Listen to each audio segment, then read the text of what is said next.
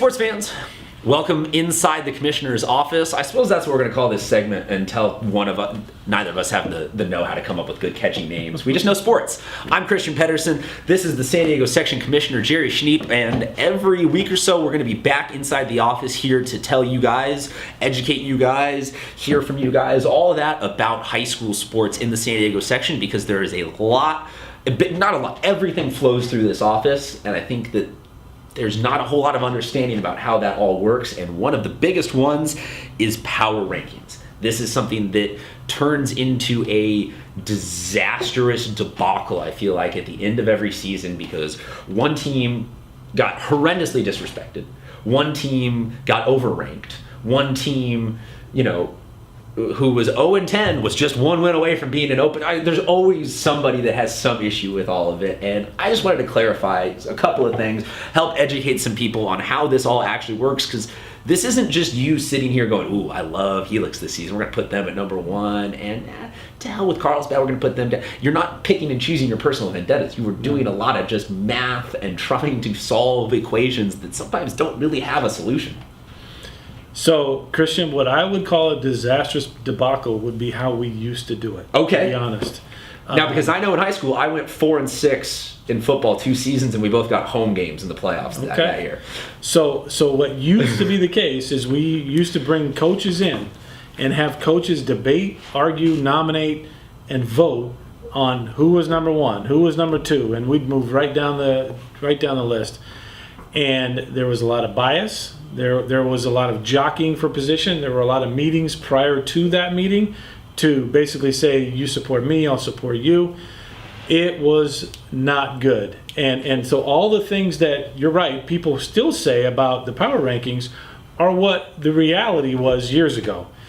The reality now is that we have a formula, and it is an algorithm that wins and losses and who you play and who your opponents play all factor in. It's a nice square rubric. Up here in this corner is the hardest opponents with the best records that you can beat. Down here is the lower division opponents with the worst possible records. Everything in between is a certain value of points. That's exactly right. And so I believe it works extremely well. And the thing that I think is the best about it, number one, you see where you're at by the midpoint of the season. You're not showing up on the first day after the regular season ends and finding out I didn't make the playoffs. You should know where you stand all through the second half of the season if you're following it. The second thing about it is there is no bias. There is no my opinion, your opinion, any coach's Computers opinion. don't know that. Computers don't care That's about right. That's right. And so it's not perfect, Christian. There's things that I look at and I say, man, that didn't quite look right to me based on what I've seen or what I know about a program. But I can tell you it's fair, and it's fair to everybody across the board. Now, are we talking about every single sport here? Is every single sport use the same sort of rubric in the relatively general formula? Good question. So for almost all team sports, that's what we now use. But we've had several sports elect to use the max preps ranking. So football, boys and girls basketball, softball, boys and girls lacrosse. All this year we'll be using the Max Preps rankings, and essentially we just take them right off the Max Preps rankings, and that's our playoff divisions. So they don't use the CIF power rankings, but it's a similar algorithm. It goes a little more in depth than ours, and I think it works great. All I know is using an algorithm, using that formula is better than having humans in the room trying to sort out who belongs where. Now, there are some humans in the room, though, because there are certain rules about not playing league opponents in your first round matchups. And I've sat in some of these selection meetings that will go to that extra mind-numbing hours worth of work to make sure that, okay, so-and-so played Team A, played Team B 2 weeks ago in a league game. We cannot have them match back up. So there is still a little bit of that ultimate human quality control. Definitely. We have an advisory for each one of our sports that meets the day after the regular season ends. We look at the power rankings, and then we make slight adjustments based on our process. So it's all in writing. 2 teams that are ranked consecutively, if the team below has beaten the team head-to-head above them, we flip-flop those teams. You have to play a minimum number of games in every sport to make your power ranking valid. If it's not valid, we can move you within the division or outside of the division. We look at league matchups in the first round. We avoid those. So yes, there is a process that a committee still works on, but it is the rankings that we use to start with. Now, a follow-up question to this would also be: some programs play a lot of non-San Diego section teams. Right. Football, you'll see it a lot in like water polo with America's Finest City. Right. Torrey Pines guys lacrosse would disappear back east for 2 weeks and beat the snot out of everybody they can find in the Northeast. Does that come in at all to affect the power rankings? Absolutely. Those games count like others. With Max Preps, they have a nationwide ranking, so it makes it simple. It's easy. It's their formula. It just plugged right in. In our power rankings, we have to research that team's division, that team's record, and we track that all year long. When you play someone outside of San Diego, we have a tracker for each sport that has a spreadsheet of every out-of-section team that one of our teams has played against. Okay. And we follow them and give them the appropriate points for that opponent.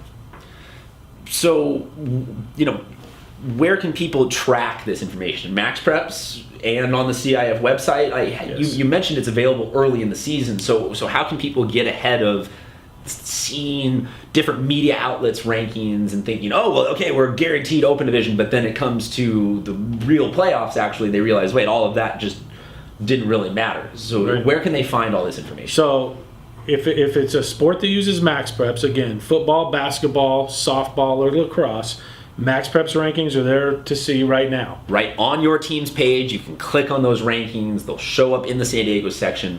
That's what you guys will take and go copy paste. Correct. D1, D2, D3. That is correct. For those sports with power rankings, it is on our website. You go to the power rankings link on CIFSDS.org and pick your sport, pick your division. You can see the rankings.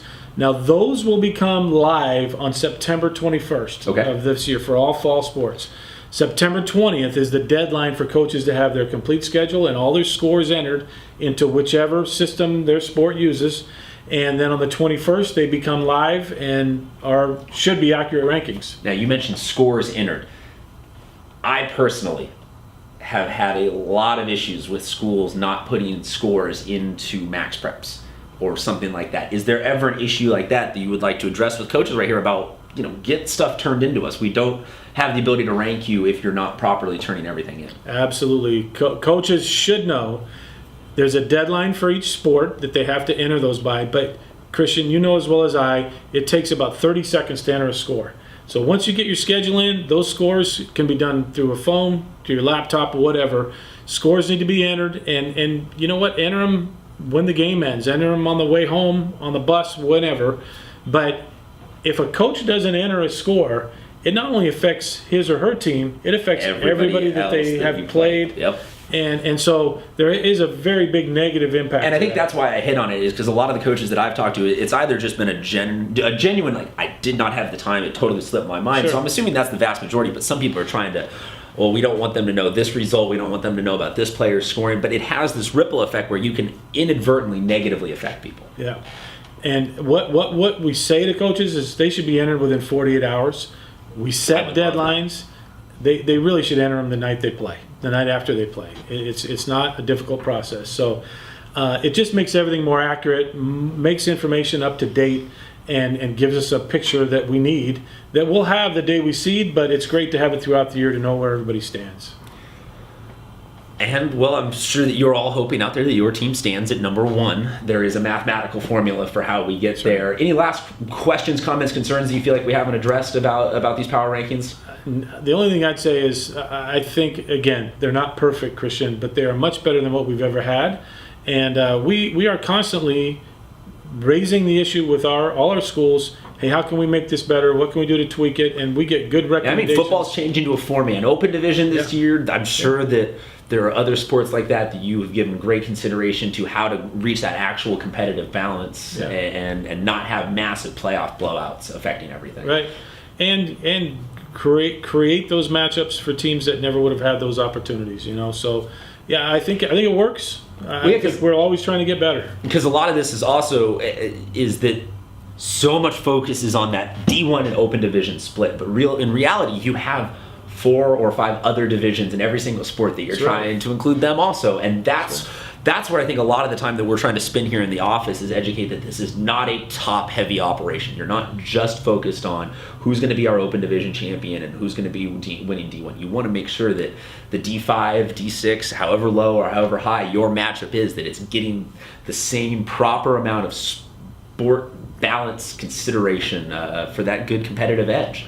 I can tell you, had 50 to 100 stories, Christian, of during the playoffs in the last 5 years of a team winning its first ever championship. Oh, it's amazing. I see it every couple of years, or every year in a couple of different sports. Yeah. That it's something that, I think that for me, I'm heavily invested so much in water polo that I sit poolside, and every year we see, last year El Camino girls and Steel Canyon guys, first ever ones, because they got a chance to go down to that D3 tournament and pull off some history. Right. And so it is really great to see that the New Balance is promoting that kind of competition. And that's what we want, along with, Christian, using water polo as an example, you're getting a Coronado-Carlsbad matchup that never would have happened in the old divisions. You're getting the small schools against the big schools, and more competitive matches than we've ever had before. The greatest, yet at the same time, absolute worst championship I've ever seen in my entire life was last year, Coronado La Jolla going triple overtime in guys water polo, and then watching my beloved Vikings end up taking that fat L. But I'm unbiased and I'm unobjective, and it doesn't hurt at all still or anything like that. No.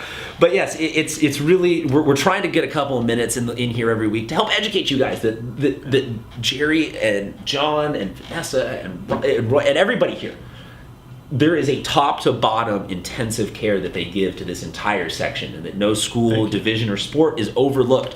Big part of that is the power rankings, because everybody's always interested in playoffs, and you would sort of think that everyone would pay attention all season long, but no, they tune in the last couple of weeks of football to go, what are we doing in the playoffs now? And that's where we're trying to educate. Go to CIFSDS.org. Go to the Max Preps pages. Get yourselves educated instead of barraging this office with phone calls and emails complaining about how your team did not get properly seeded and all that. So for myself, for the commissioner, for everybody in this office, we'll see you guys next week.